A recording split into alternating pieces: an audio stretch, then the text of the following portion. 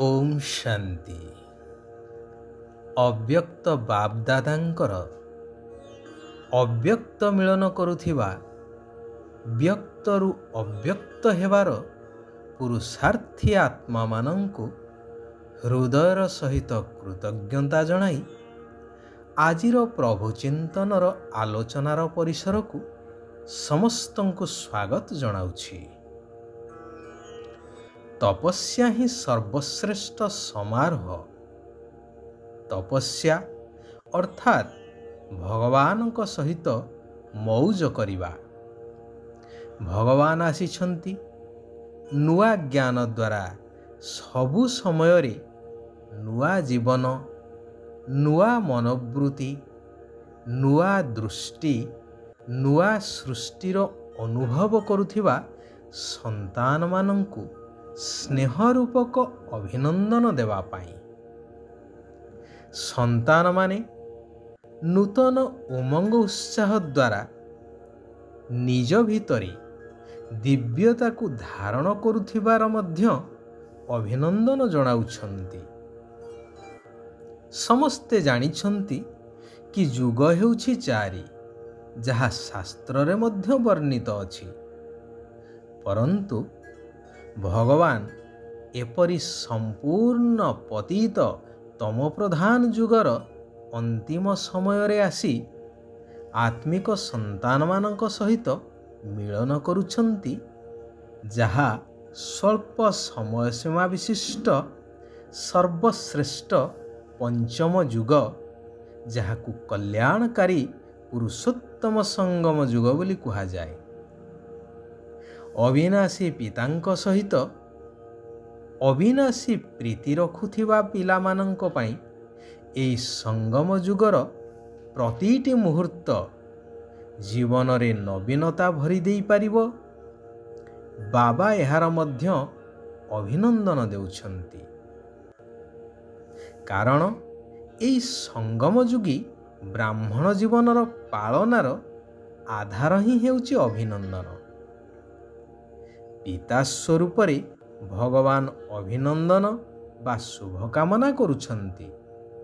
शिक्षक स्वरूप रे सबु समय रे साबास साबासर बाणी ही सम्मानर सहित उत्तीर्ण करि देउछि एवं सद्गुरु रूप रे प्रत्येक श्रेष्ठ कर्म आधार रे मिलुथिबा आशीर्वाद सहजरे मौज भरा जीवनर अनुभव कराउछि।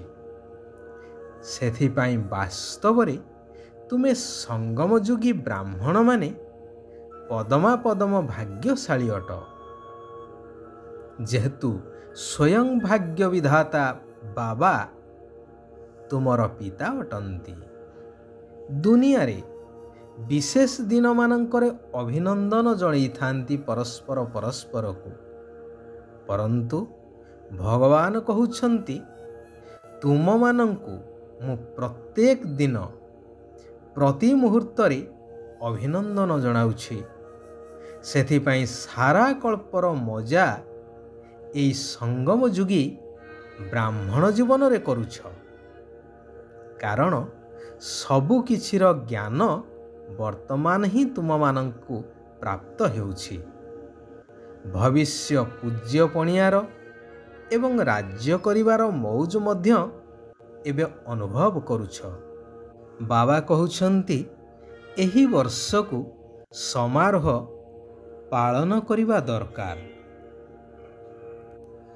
संतान मानक मनरे आसुछि कि तपस्या करिवु ना समारोह करिवु। बाबा कहउछंती तपस्या ही हेउछि सबुठारु बड़रु बड़ समारोह, कारण तपस्या कहिले दुनिया रे बुझंती अति कठिन कार्य, कारण हठ जोग को ही तपस्या कहा जाई थाए। परंतु मु तुम संतान मानंकु सहज राजयोग बा तपस्यार शिक्षा देउछि, जद्वारा तुमे माने आराम रे बाबांक सहित मौज मनाउछ। ମୋ ସହିତ ମିଳନର ମଉଜ, ସର୍ବପ୍ରାପ୍ତିର ମଉଜ, ଭଗବାନଙ୍କର ନିକଟବର୍ତ୍ତୀ ହେବାର ମଉଜ, ସମାନ ସ୍ଥିତିର ମଉଜ ଇତ୍ୟାଦି, ତେବେ ଏହା ସମାରୋହ ହେଲା ନା? ତପସ୍ୟାର ବାତାବରଣ ଆତ୍ମାମାନଙ୍କୁ ବାଣୀର ସମାରୋହ ଠାରୁ ମଧ୍ୟ ବାବାଙ୍କ ପ୍ରତି ଅଧିକ ଆକର୍ଷିତ କରିଥାଏ। ଯେପରି ତରଙ୍ଗ ଦ୍ୱାରା ମୋବାଇଲ ଫୋନ କ୍ଷିପ୍ର ଗତିରେ କାର୍ଯ୍ୟ କରିଥାଏ ନା? କାରଣ ତପସ୍ୟା ହେଉଛି ଏକ ଆଧ୍ୟାତ୍ମିକ ଚୁମ୍ବକ ସଦୃଶ, ଯାହାକି ଆତ୍ମାମାନଙ୍କୁ ଦୂରରୁ ହିଁ ଶାନ୍ତି ଏବଂ ଶକ୍ତିର ଅନୁଭବ କରିଥାଏ। ସେଥିପାଇଁ ପ୍ରତ୍ୟହ ନୂତନ ବିଶେଷତାକୁ ଧାରଣ କରିଚାଲ, ଏହାର ଚେକିଂ କରିଚାଲ। କେତେ ଦୂର ମୋର ଧାରଣା ହେଲାଣି, ତା ସହିତ ବାଣୀରେ ମଧୁରତା, ସନ୍ତୁଷ୍ଟତା ଆଉ ସରଳତାର ନବୀନତା କେତେ ପରିମାଣରେ ପ୍ରାପ୍ତ ହୋଇଛି ତାହା ମଧ୍ୟ ଚେକ୍ କର। ଏହି ତିନିଟି ଯାକ ବିଶେଷତା ନିଜକୁ ତଥା ଅନ୍ୟ ଆତ୍ମାମାନଙ୍କୁ ଅନୁଭବ ହେବା ଦରକାର। ପ୍ରତ୍ୟେକ କର୍ମର ପ୍ରତ୍ୟକ୍ଷ ଫଳ ବା ଭବିଷ୍ୟ ପାଇଁ ଜମା ହେଉଥିବା ଫଳ ବର୍ତ୍ତମାନ ଅନୁଭବ ହେବା ଦରକାର। ପ୍ରତ୍ୟକ୍ଷ ଫଳ ସ୍ୱରୂପ ସର୍ବଦା ଖୁସି ଏବଂ ଶକ୍ତି ରୂପୀ ପ୍ରସନ୍ନତାର ଅନୁଭୂତି ମଧ୍ୟ ହେଉଥିବ ଏବଂ ଭବିଷ୍ୟତ ପାଇଁ ଜମା ମଧ୍ୟ ହେଉଥିବ। ତେବେ ଯାଇ ସର୍ବଦା ନିଜକୁ ଭରପୁର ବା ସମ୍ପୂର୍ଣ୍ଣ ଭଳି ଅନୁଭବ କରିପାରିବ। କୌଣସି ବି ଆତ୍ମା ସମ୍ବନ୍ଧ ସମ୍ପର୍କରେ ଆସିଲେ ବା ସେମାନଙ୍କ ସହିତ ସମ୍ବନ୍ଧ ସମ୍ପର୍କରେ ତୁମେ ଆସୁଛ ତ ସେମାନଙ୍କୁ ମାଷ୍ଟର ଦାତା ସ୍ୱରୂପ ଦ୍ୱାରା କୌଣସି ନା କୌଣସି ପ୍ରାପ୍ତିର ଅନୁଭବ କରାଅ।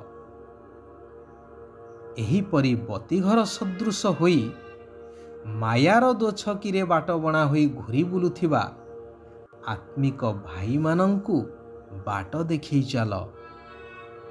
ସମସ୍ତଙ୍କୁ ମୁକ୍ତି ଆଉ ଜୀବନ ମୁକ୍ତିର ରାସ୍ତା ଦେଖେଇ ଚାଲ। ଶୁଦ୍ଧ ସଂକଳ୍ପ ଏବଂ ଶ୍ରେଷ୍ଠ ସଙ୍ଗ ଦ୍ୱାରା ହାଲୁକା ହୋଇ ଖୁସିର ନୃତ୍ୟ କରୁଥିବା ଅଲୌକିକ ଫରିସ୍ତା ବା ପରି ହେଇଯାଅ। ସେଥିପାଇଁ ପ୍ରତ୍ୟେକ ଦିନ ବାବାଙ୍କର ଶ୍ରୀମତ ବା ମୁରଲି, ଯାହାକି ଶୁଦ୍ଧ ସଂକଳ୍ପର ଭଣ୍ଡାର ଅଟେ, ତାହାକୁ ଶ୍ରଦ୍ଧାର ସହିତ ପଢ଼ି ଚାଲ ଏବଂ ଧାରଣା କରିଚାଲ। ଶୁଦ୍ଧ ସଂକଳ୍ପର ଚିନ୍ତନରେ ନିଜର ବୁଦ୍ଧିକୁ ବ୍ୟସ୍ତ ରଖ ଏବଂ ସର୍ବଦା ବାବାଙ୍କ ସଙ୍ଗରେ ରୁହ।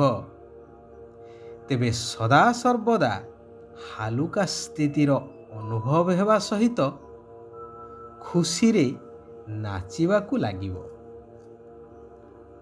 ପରମାତ୍ମ ସ୍ନେହର ପାଳନାର ସ୍ୱରୂପ ହେଉଛି ସହଜ ଯୋଗୀ ଜୀବନ, ଅର୍ଥାତ୍ ବିନା ପରିଶ୍ରମରେ ସ୍ୱତଃ ବୁଦ୍ଧିର ଯୋଗ ପରମାତ୍ମାଙ୍କ ସହିତ ଲାଗି ରହୁଥିବ, ଅନ୍ୟ କୌଣସି ଦେହଧାରୀଙ୍କ ସହିତ ନୁହେଁ କି ପୁରୁଣା ଦୁନିଆ ବସ୍ତୁ ବୈଭବ ସହିତ ବି ନୁହେଁ।